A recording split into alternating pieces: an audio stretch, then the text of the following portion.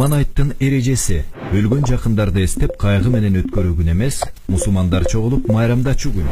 Курманчылык кылуучу адамдар мусулман акылы ордунда, сапарда болбогон, балагатка жеткен, колунда бар. Ушул 5 шарты туура келген адамга милдет. Айт намазга чейин курмандык чалса болбойт. Курмандык кылуунун малы кой эчкинин жашы 1 жашар болуу керек, бирок козу 1 жашардай көрүнсө, уй бука 2 жашар, төө 5 жашта болуу керек. Ал эми мүйүзү түбүнөн сынып, 2 көзү же 1 көзү көрбөгөн же чолок мал. Кулагы же куйругунун 3төн 1 бөлүгү кесилген, тиши жок же кулагы тубаса жок болсо курмандык кылууга болбойт. Малды союунун тартиби: бычак курч болуусу, 4 бутун байлап кыблага каратып коюу, башка малдын көз алдында сойбош керек. Бисмиллах Аллаху акбар деп тамагынан мууздоо. Мууздалган малды тезинен жүлүндөбөй туруу керек. Курмандык кылуунун адеби: курмандыкка арналган малдын сүтүн саап же жүнүн кыркып алууга болбойт.